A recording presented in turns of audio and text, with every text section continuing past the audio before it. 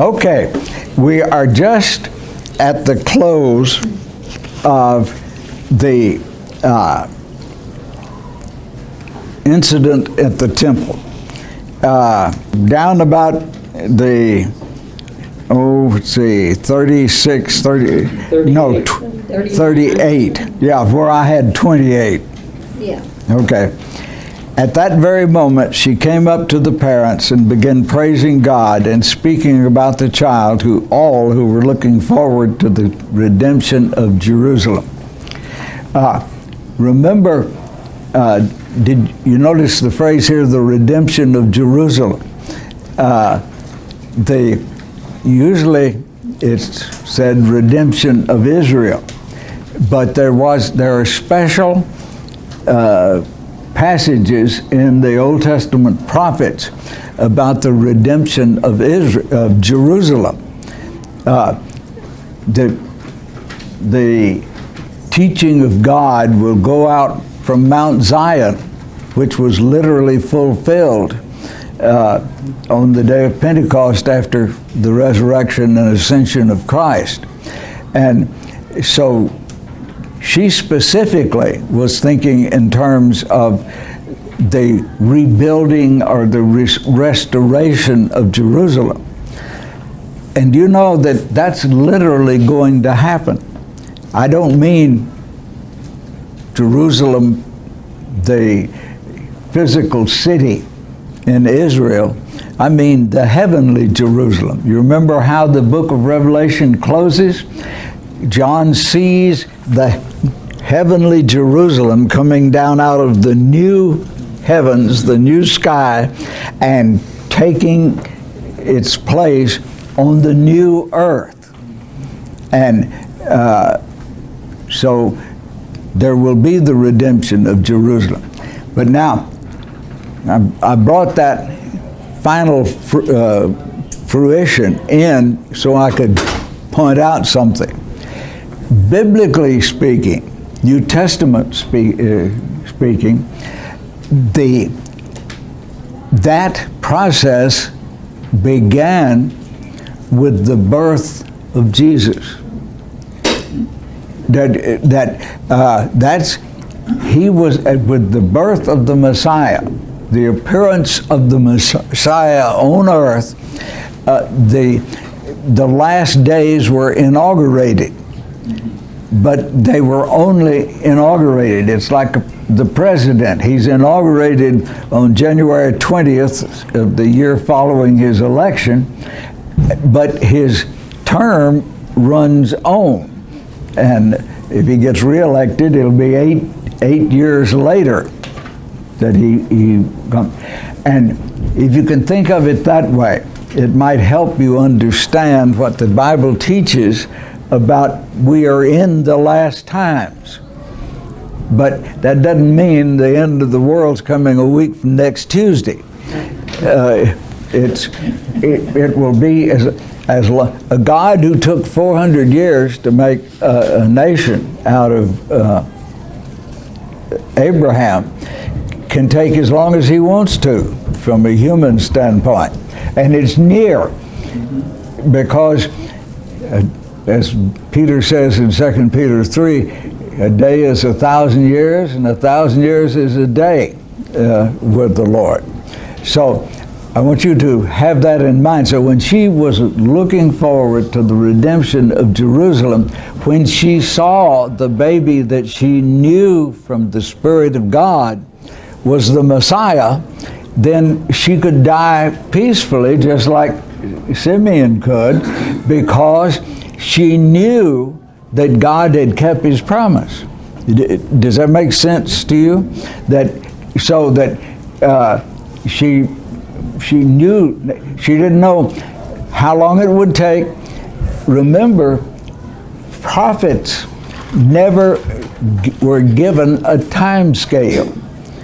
And they can talk, and this is, if you're studying the Old Testament prophets, it gets quite confusing because they can talk about something that's going to happen a week from Tuesday, and in the next verse, they can be talking about something that won't happen until the end of the world. And this makes it very easy for people who just superficially studied the Bible to read their own interpretations into prophecy.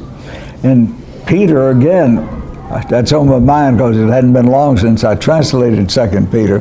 People will say, you know, where Peter says, no prophecy of God was given for private interpretation.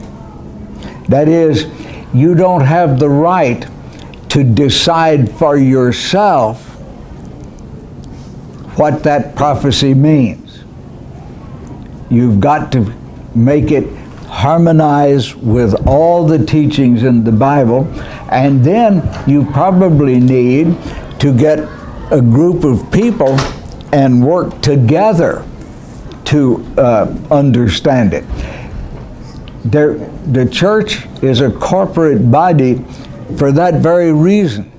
I remember a young couple that they were just bound and determined to go on a foreign mission trip.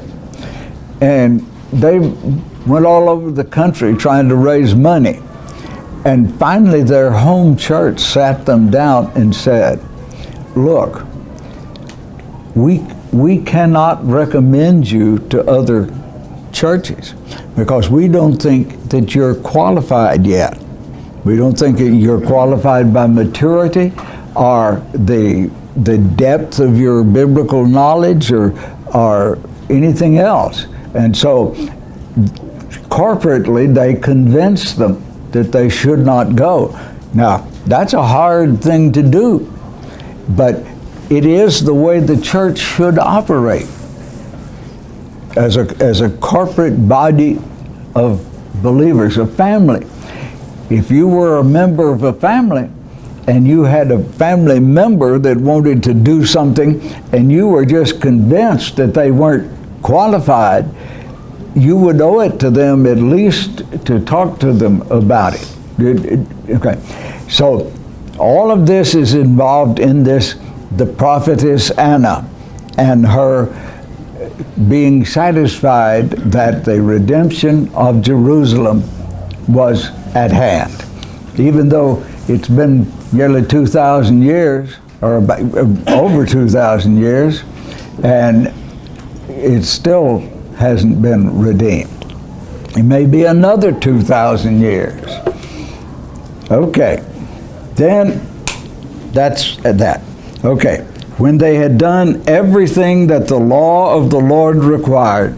Now, that means with respect to the birth, the purification, the circumcision, the blessing, the giving of the firstborn to God.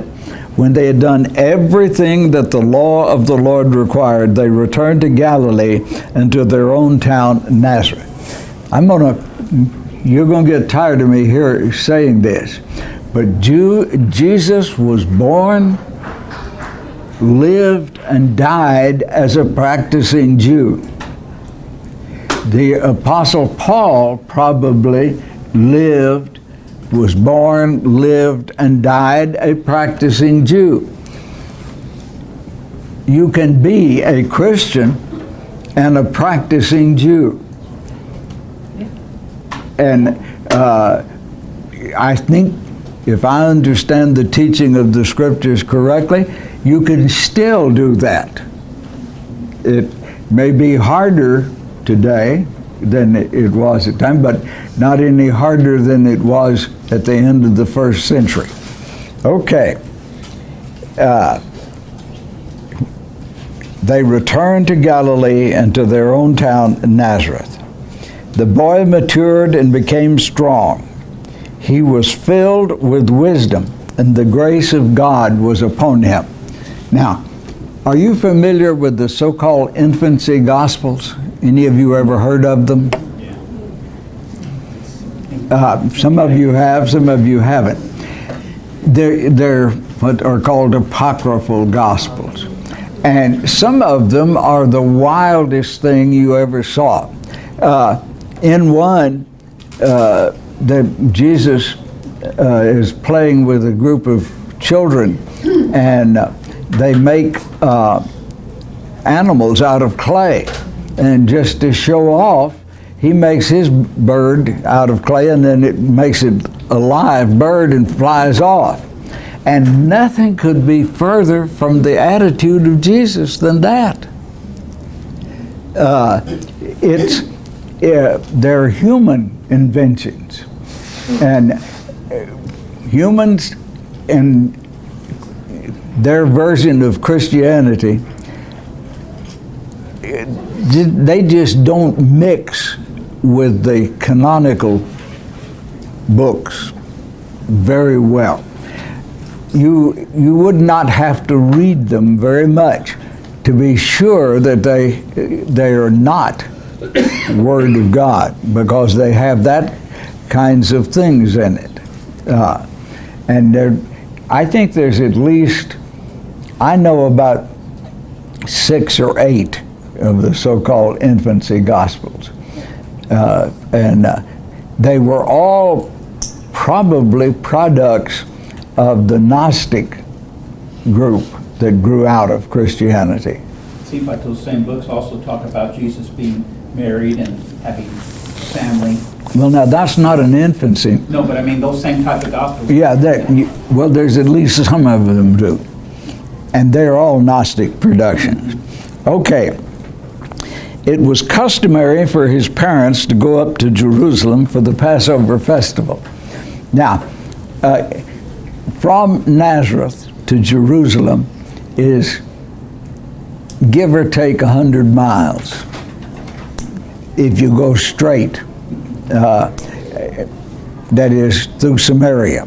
Now, I don't know whether Mary and Joseph observed the Jewish custom of going across the Jordan River down on the west side of the Jordan, and then coming back about where Jericho is. There was a main road that went that way, because the people from Galilee going to Jerusalem made a road, and it would go just before they got to Samaria. They would cross the Jordan River, go down the west bank to Jericho, and then back up. That's on the famous Jericho road where the man fell among thieves. It would be the East Bank, wouldn't it? Yeah. East Bank, I'm sorry. Yeah. Slip of the tongue, or slip of the brain, probably. Okay. When he was 12 years old, they went up to Jerusalem according to the rules governing the festival. And that means they went there, they partook of the Passover. They had a lamb that was roasted, the complete Seder. Some of you may have participated in the Seder. David Tasker, Dr. Tasker, and I did one here at Oak Hills. And we followed an English translation of the Hebrew. We had a book that was Hebrew on one side and English on the other, and we said all the prayers and did all of the thing. We ate the bitter herbs, we ate the lamb, we ate I said, what? Harosheth, the mixture of fruits and nuts. We did the whole thing, and just so that people would have the experience of it. I have shared with you that I was invited when I was at Rice to the Sakowitz family Passover, and they were the people that started the Sakowitz department store, and were the originators of Foley's also, and they were quite well to do. and their son went to Rice and was in the same class I was in. And it was very interesting to see how they observed every detail of it. And I felt like it was part of my education to experience that. When the prescribed days of the festival were over, notice I translate this festival because I want to get the idea of the joy and the attitude that the Jews had. Celebration. It's a celebration, and it's one of the happiest times of the year. The happiest of all the Jewish festivals, the temple, the Feast of the Tabernacles, the booths, because it's a time, it's at harvest time, and it's a time to relax and enjoy and live in a tent, you know, going camping, kind of like it was. But again, I don't know how many times I've emphasized this, but it's hard to get through to people. Sacrifice to the Jews was not the painful thing we think of when we say we sacrificed for something. The average Jew, working class Jew, that would be one of the few times in the year they ever had to eat meat. And it always, remember, except for the whole burnt offering, which was made from the temple treasury and was for the whole people of Israel, they shared and sat down with a priest and had a feast on one of their hindquarters. I always remember there's the heave offering that you wave this way, and there's the heave and the wave. That's back this way. That you do that before you offer the sacrifice on the altar. And so they didn't, when they thought of sacrifice, it was a time to have a feast. And I think that we might understand some of the teaching of the New Testament better when it says, you know, if you're in trouble and tribulation and all, rejoice. Because as to use Paul's phrase, you're counted worthy to suffer like the Messiah. Have a party. What? Have a party. Yeah. If they were, if the Israelites were more of a shepherding type of people where they had cattle and sheep and goats and things like that, why would they not have pursued eating meat other than at those holidays? Because the sheep were much more valuable to them as milk animals and wool. Remember that the poor man in Nathan's parable to David, he had one ewe lamb. They were far too valuable. And if they did eat their own meat, it would be an animal that was so old and decrepit and tough that they no longer produced. And they also, the ewes would produce young and multiply the flock. It's hard for us to realize how low the standard of living was in the ancient world. We talked today about 1% of the people in the world owning 50% of the total value of the world, and that's just about right. And it was worse then. Probably 1/10 of 1% of the people in the ancient Near East owned 50% or maybe 80% of the total goods. And so when the lamb was sacrificed, it was the best Uh-huh. of the flock. Yeah. The person that did that. So that was a very big thing. Yes, but it still was a festival. Right. Okay, that's what I'm trying to get. Okay. When the prescribed days of the festival were over and his parents started home. Now, the festival actually ran for 8 days. Purposely so it would include a Sabbath day.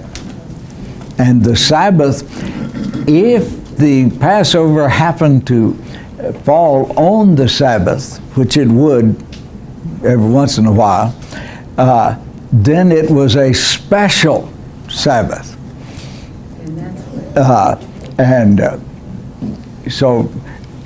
But it was with joy they did this. It was also a time as the feeling against Rome got worse and worse leading up to the Jewish war in 66 AD that resulted in the destruction of Jerusalem.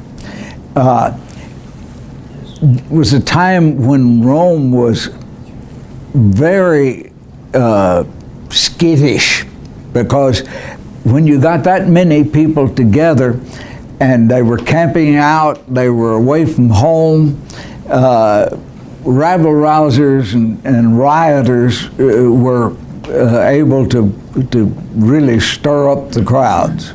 And so they would bring in extra Roman soldiers and to keep the peace. Okay. His parents started home. Jesus remained in Jerusalem. Now, one of the backgrounds of this that you may not really think about is, this was Jesus' bar mitzvah when he was 12 years old. And it's still the time. That was the time that the Jewish rabbis taught that a child ceased to be, that their sins ceased to be those of their parents. In other words, until they were 12, any sins the child committed were charged to the parents. They were not considered responsible. But then that's bar mitzvah means son of the commandment, or son of commandments. And that's what bar mitzvah means, because they didn't have bet mitzvahs then. That bet means, that's the female form of, means daughter of. And now, in most Jews, except the Hasidim, I can't get far enough down in my throat to pronounce it. Hasidim. You're supposed to make your uvula vibrate, and mine just won't vibrate. Got a paralyzed uvula. So that's what's behind this. And so as soon, the meta message of this is, as soon as Jesus was old enough to be considered independently keeping the law, he started work. That's the reason he was so surprised. Now, we talked before, at least twice, about the spotted history of Jesus' family with respect to believing in him. You have Mary bursting forth in the Magnificat when it was announced, and she had the work down completely, that he was what he would do. Then later on, you find Mary and his brothers How many of you can name the brothers of Jesus? James, Joseph, Simeon, and Judah. Okay, yes. And we know, the only one we know much about historically is James, who was put to death by Herod Agrippa II, and who wrote the book of James. Okay, and it seems that it was only after his resurrection that his biological family, as it were, believed in him and were committed to him. We have some early historical traditions that say that, and there's no reason to doubt its accuracy. Okay.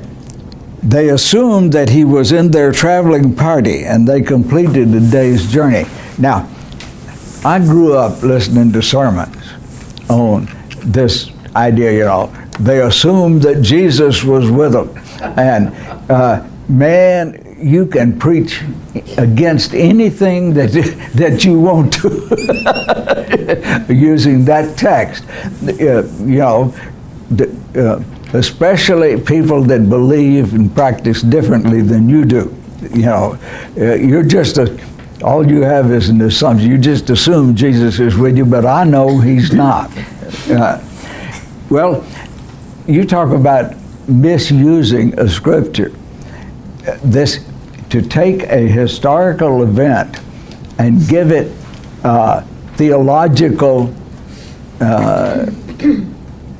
broad theological application without any control from the scriptures is just unconscionable. And so what they did, they made a natural assumption. And need to realize that. They went up in a group of neighbors where everybody was considered to be part of the family in some way. And if I can remember when we would have big family get-togethers. It was a tradition in the Prince family for about 10 or 12 years that sometime in July or August we'd all get together in Conroe, and we had a place we went out and had a picnic. And everybody that was new to the family, either by birth or by marriage, we carved all of our initials on them. There was a grove of magnolia trees there, had benches and tables under it. And about 15 years ago, maybe a little more, I went back there, and you can still see the initials carved on those magnolia trees. Magnolia trees not that much bigger. They're one of the slow-growing trees in the world. And we'd do that. And whatever car was available to go, we'd just get in it and go. All the kids would. And I want you to have that kind of an idea, because I've heard people just throw up their hands, and be very critical of Mary and Joseph. It was a very understandable thing in the context of that idea of extended family.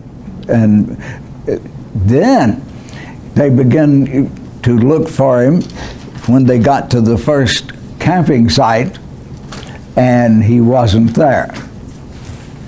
One of the things about these extended families was, just as we do Thanksgiving and everyone comes and partakes of one bird, Yeah. they did the same thing with one lamb. Yes, they did. And so that was one of the ways that they could Yeah. afford to have a lamb. Yes, and they had been together for the festival. Right. And so when it was time to go home, everybody would go home. and together. And I like to clear up little things like that, because we are so prone to read our customs into the Bible. And it's one of the things in the series that I taught on how to read the Bible for all it's worth. It's called historical distance. And that's one of the reasons that you need to have to study and to take advantage of all the historical helps and things. That's the reason people write commentaries. Lindia, even though they sometimes leave you more confused because nobody knows everything. Butch. And I think what you're saying sums up what you taught me years ago when you said there's a difference between exegesis and eisegesis. That's exactly right. Exegesis means to draw it out. That's ek is X, and ek and X are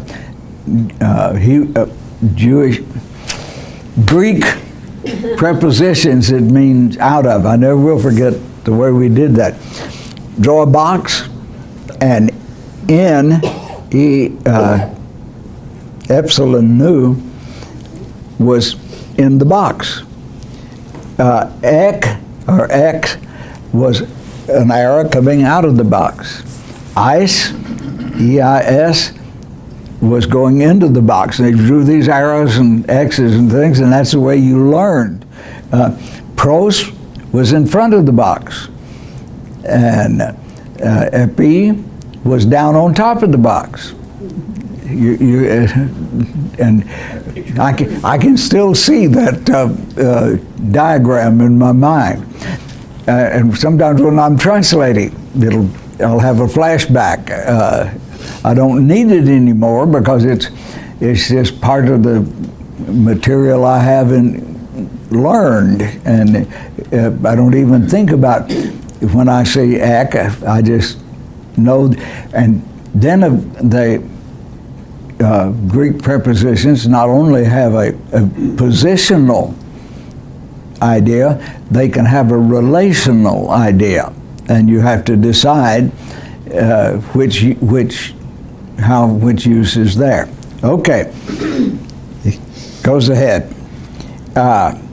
They made a thorough search among their relatives and friends. See, there's the two groups, relatives, and I could have said neighbors, but I think it's more meaningful in this context. We think of neighbor in a geographical sense, and if you're away from home, a neighbor becomes a friend, is the reason I use the word friend here.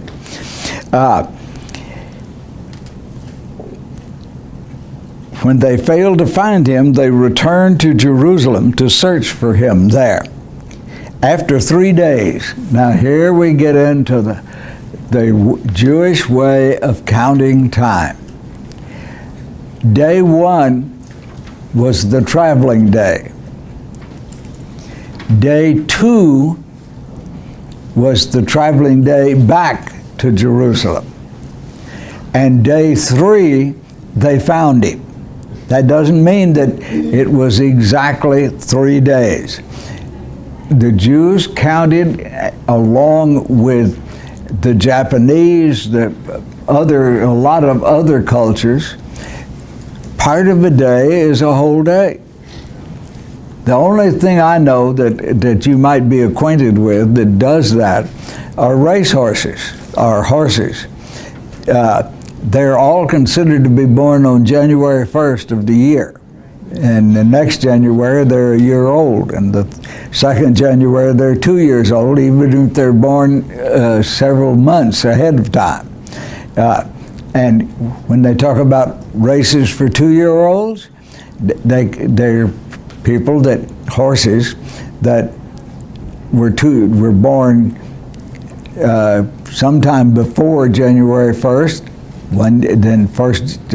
and then they passed the second January 1st. And that's the only place I know that you might know where people count time like the ancient Near Eastern people did.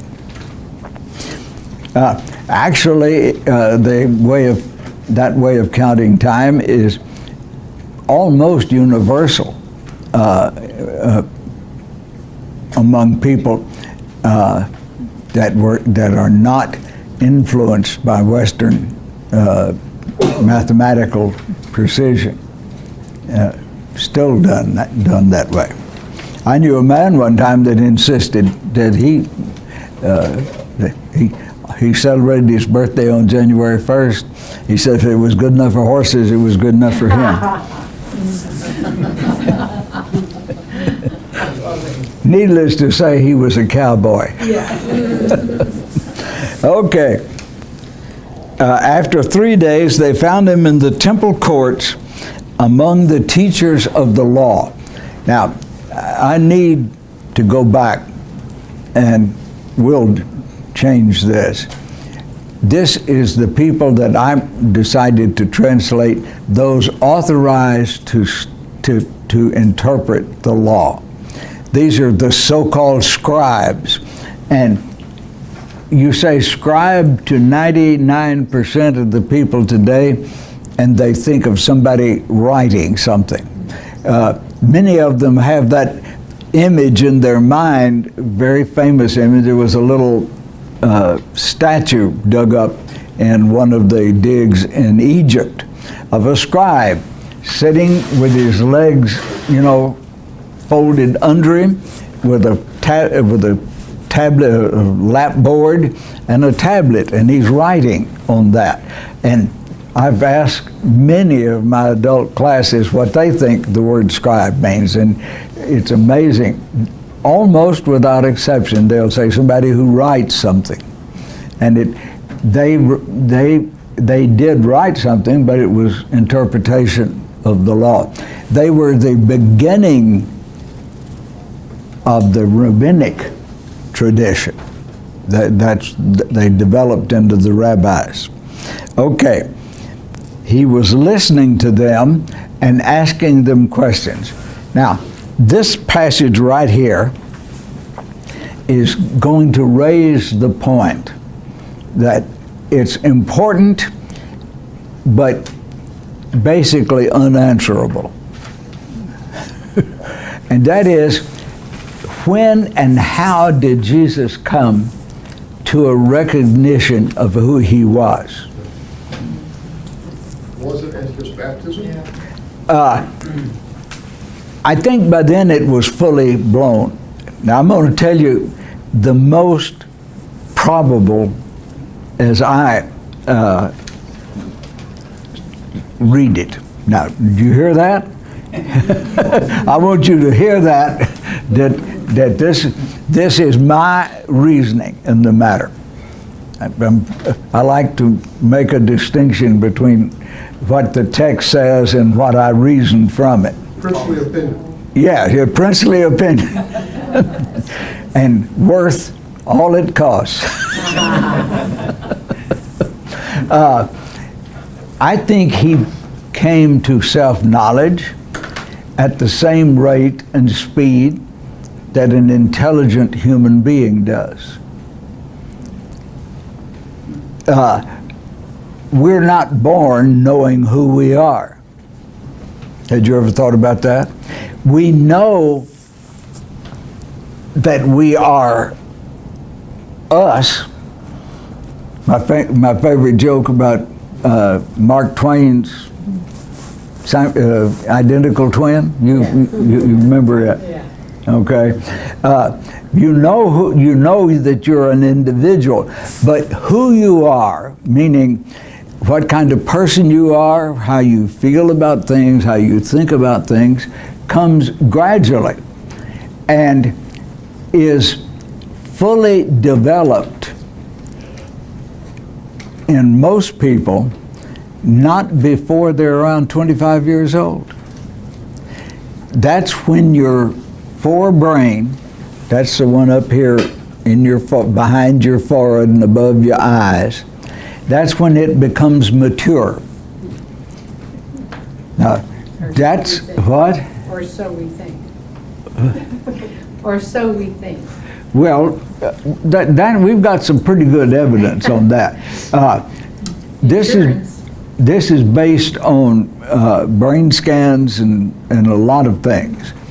That's the reason that the adulthood in Jewish circles happened at 30. You remember, we're going to say that he began teaching when he was about 30. And that's the reason it says that. Now, that's all the evidence I have is from human experience and that idea that he began his ministry about 30. And that's what makes those infancy gospels. See, somebody came along and wanted to fill in that. They wanted to know. But remember, Jesus was fully human. And he developed at a human rate.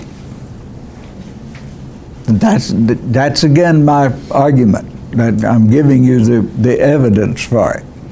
He was not a puppet with God pulling the strings.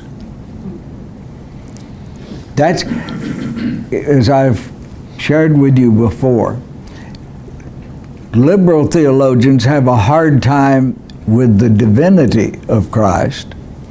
Conservative theologians have a hard time with the humanity of Christ. And the early church settled on he was completely human and completely God.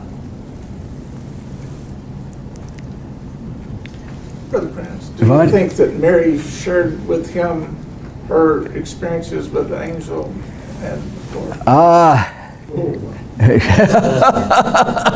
won't you ask me a question I can answer? My guess is yes, because the way Jewish families recounted family history and traditions, they were an oral people. I can remember my grandmother and my mother and father telling me the things that happened to them. And I think that produced a child that is much more knowledgeable about older people than the reticence that we find so much today. Just I was going to share when you're talking about these other gospels that one of the things that's characteristic of the four gospels in the New Testament is that 75% of what's written there is all about the last week. yes. And so that's the predominant thing, even though we have a little bit of his teaching, that last week is the focal point.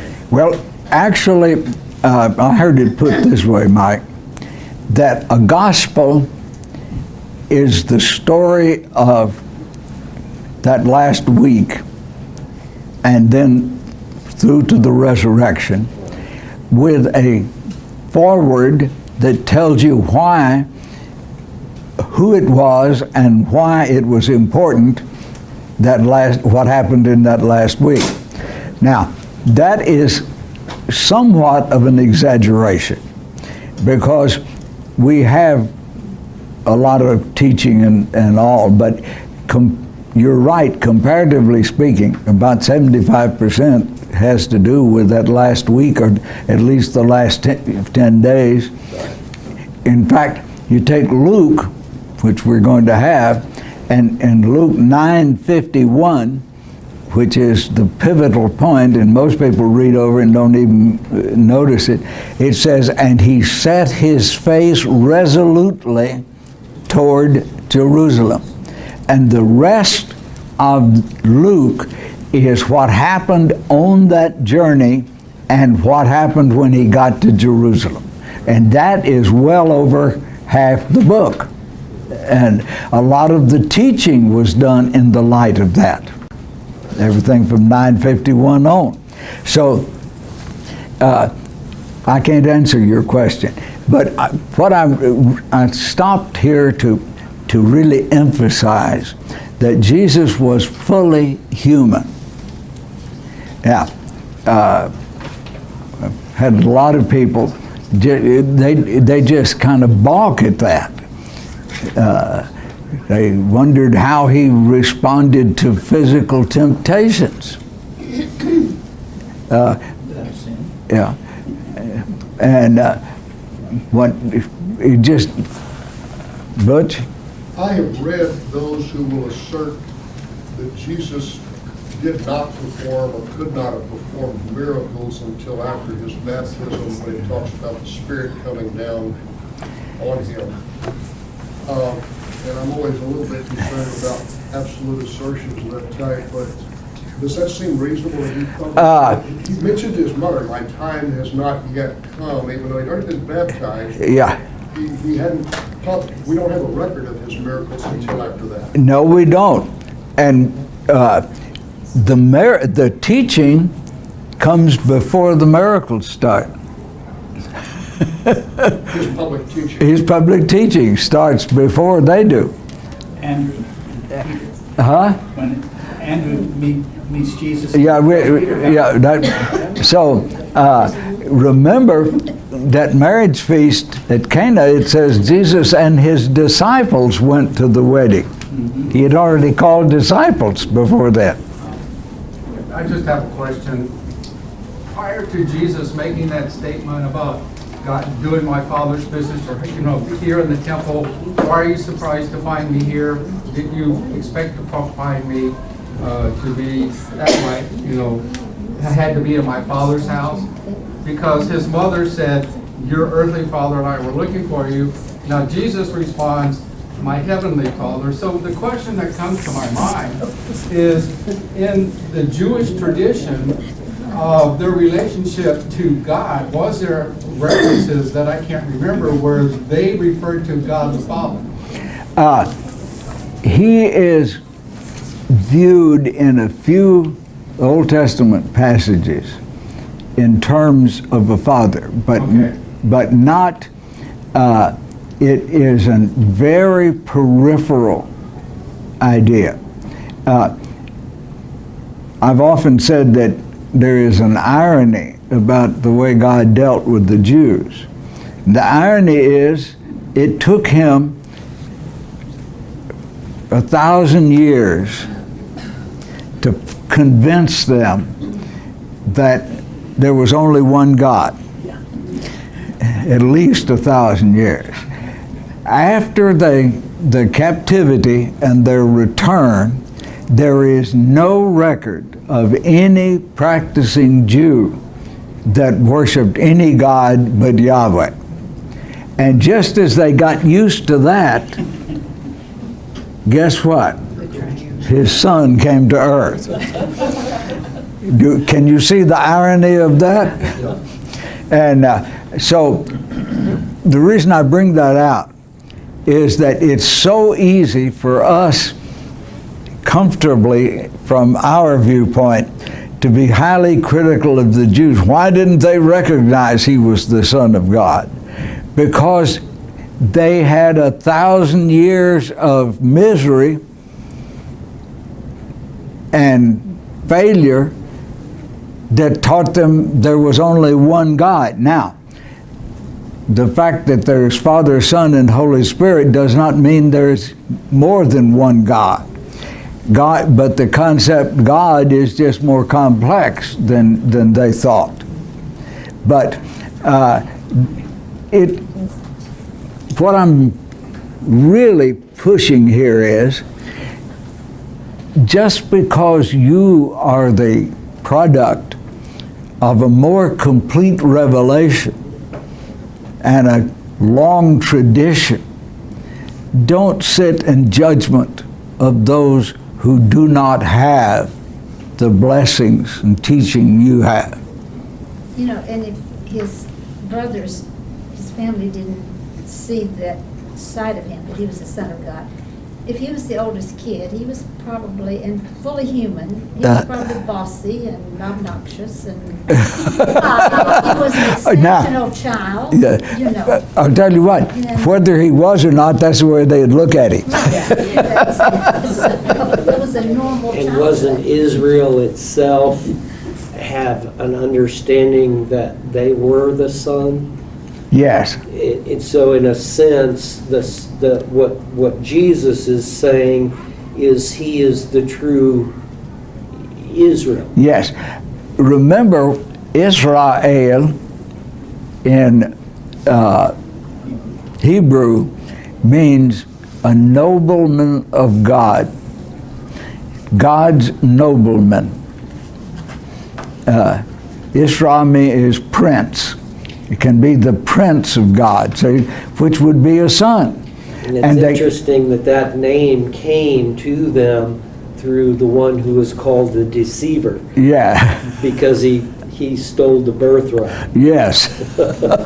Jacob. So, there's no room for judging other people. Now, this is a hard idea to get over. I had a man who was a member of this class, and because he couldn't get it over, he stopped coming. You don't need to know who or when. But I was trying to get through to him that he had no right to condemn other people. And he'd say, but the Bible says X is wrong. And I said, yes, and you're supposed to teach them that. And he could not, and he was honest in not being able, as far as he was concerned, if you tell somebody they're doing wrong, that's equal to condemning them, and so you go ahead and tell them they're going to go to hell. Then we'd all be there.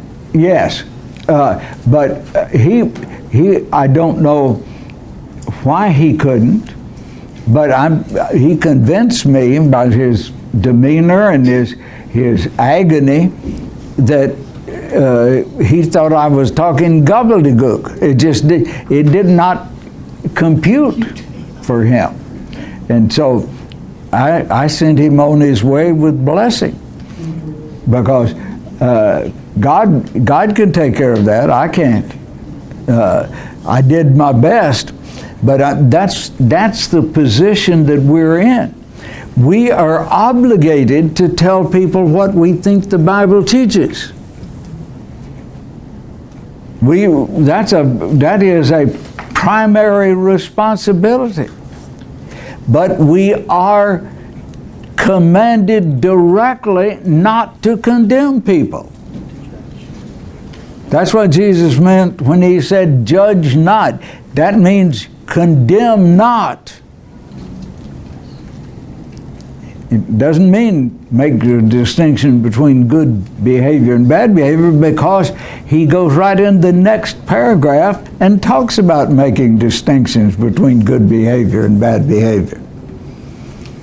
And that's confusing to some people, but it really, that's what Jesus did.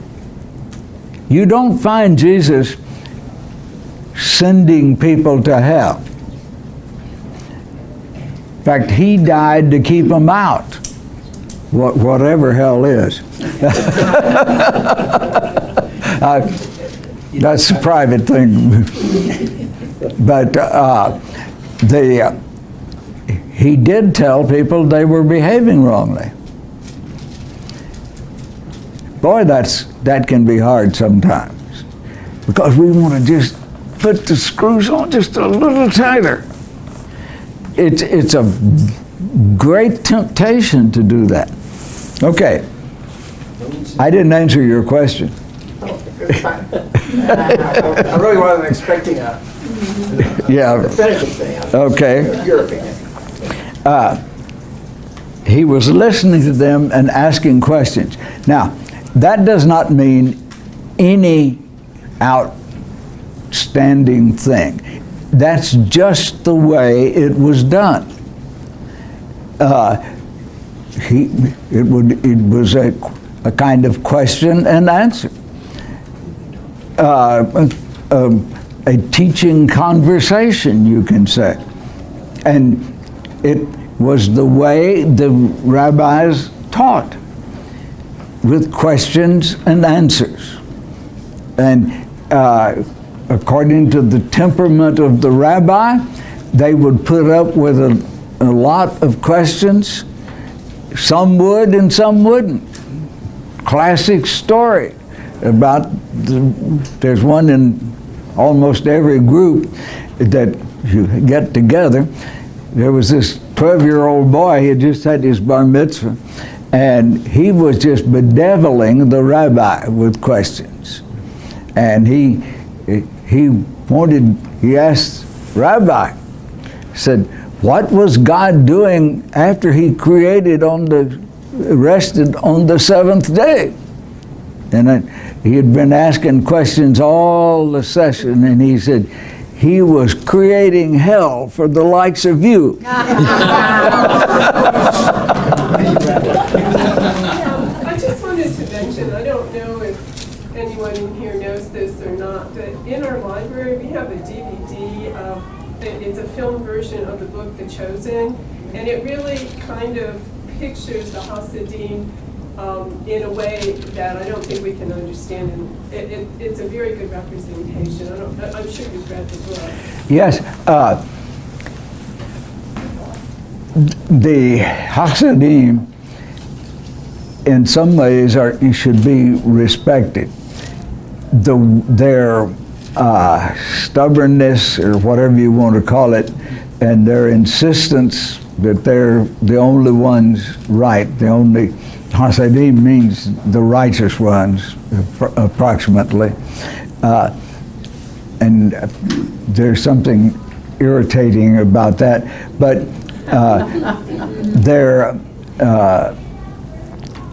they do a lot of good, and they're people.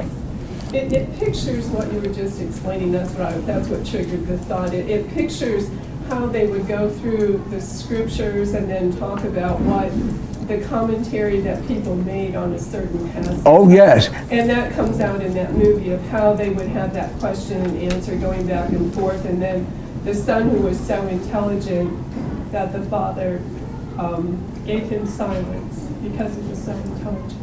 Mm-hmm. Yes, that's called pill pull, that method of teaching. And it's the Talmud is made up of that kind of teaching.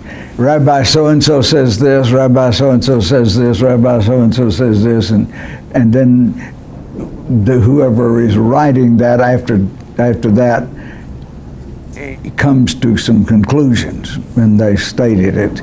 It's very formal. And okay, let's get back. When his parents saw him, they were amazed. Now, I use the word amazed. What do you think they were amazed at? What? His wisdom. His wisdom, okay. That he was with the teachers there. Okay.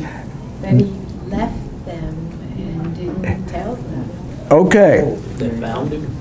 What? That they found him? That they found him. So it boils down to that they found him, or where they found him, or what was going on when they found him. That's some of the answers that you gave. Grammatically, I think it is connected with all who heard him were amazed at his understanding and answers. And then you could have said, and also this amazed his mother and father. That is the depth of his understanding. So he had progressed a long ways. He had become conscious of a special relationship with the Father. Now, that can happen to 12, 13, and 14-year-old people, both male and female, even if they're not the son of God or the daughter of God, except by creation and belief. Because I've known a few. I've read, I'm reading a book called The Washing of the Spears, which is a history of the destruction of the Zulu nation in 1879 and 80. There was one of the missionaries that was involved in going to the Zulus committed at 14 years old. He had this idea that he was called by God to go be missionary in Africa. And he never looked back. So it would still be precocious, though. Most 14-year-olds, that wouldn't enter their head. So don't read your knowledge of what he is going to do back into this, is what I'm trying to say. Just take the words as it is. They were amazed at his understanding and his answers. That is, he was precocious in his understanding of the law of God. Oh, it is past time.